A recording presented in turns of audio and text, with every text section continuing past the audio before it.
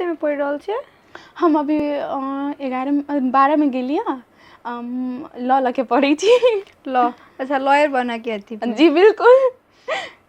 Lawyer के खूबी सब तो लाइक ओना कहै छै ना लड़की सब कनी बेसी बात बनावे के बाजा के हमरा बानी मतलब अपना सबके अथी में कथी के लड़की के कम बाजे पड़े छै, बेसी बजे त मतलब नहीं था, लेकिन हमरा सबके मतलब गांव भी जाइत रही छी ना, तो मतलब कनी बेसी बोल देते एकर बेटी एना है ओना है, तैसे मतलब हमरा सब में कम। लेकिन पप्पा के सब दिन सपना चले कि हम अपन बेटी के मतलब साइंस मैनेजमेंट में तो सब कोई जाए छै, लेकिन पप्पा के 8 क्लास में गेली हम बॉडी डाइट टाइम में मतलब अंकल सब आयल छले तो पप्पा कहे छथिन हमर बेटी के मतलब ई साइंस कॉमर्स तो सब पढ़ते रहे छै, डॉक्टर सब भी काफी भ गेल छै, लेकिन लॉयर में ना मतलब हमरा सब दिन से पप्पा के इंटरेस्ट छल कि हम अपन बेटी के लॉयर बनाई कहीं। अहाँ के पप्पा के इंटरेस्ट छल त द्वारा यहाँ लॉयर जी बिल्कुल। ऊपर से मतलब पप्पा के बात सुनला के बाद और काफी स्टूडेंट सब भी लॉ में बहुत कम देखली, तब हमरा मन भ गेल कि हम लॉयर पढ़ब कहीं। मतलब स्टूडेंट कम देखली कि कंपटीशन कम देखली त इसने अहाँ कथी में पढ़ी छी, अहाँ अपन बारे में कुछो नहीं बतैलिया।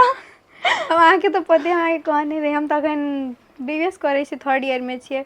अब एना भ जाय छै कि पहिने अहाँ के जे अहाँ देखबे ना अहाँ के सब पढ़ के मन रहत, पहिने हम कहाँ डॉक्टर पढ़ चाहे छली, फेरो कहाँ सीए पढ़ खोजली, फेरो कहाँ लॉ एली कॉलेज में तो लॉ पढ़ खोज नया नया चीज से इंटरेस्ट जागे लागल देख देख के। हाँ रहे छै कनी अब अहाँ के नेचरो ओन रहे छै ना, तो बेसिक इसने तब अखन पत्रकारिता में फिर वाओ, हम तो शौक भ गेली अहाँ के वीडियो देखे। दीदी मतलब सॉरी सखी हमर पत्रकारिता में कितना इंटरेस्ट चलिए, एकरा तो बैंक में इंटरेस्ट चले से दोनों फील्डे अलग भ गेल छै। उहे तो कहलिए देख के पूरा शौक हो गेली। अब एना होइ छै कि अहाँ के जे लाइफ होइ छै ना, हां कखन केमहर अहाँ सोचने किछ और रहे छै, कखन केमहर ल जाय छै ना, अहाँ के इंटरेस्ट में केना आबि जाय छै। हमरो सचो एमे एते हमरा अपनो नहीं बुझाल छल कि एमे एते इंटरेस्ट हमर एमे बढ़ गेल छै। बिल्कुल मतलब लाइफ में कथी होइ छै ना केकरो पता नहीं रहे छै, की होइ छै पता नहीं रहे छै। उ त है।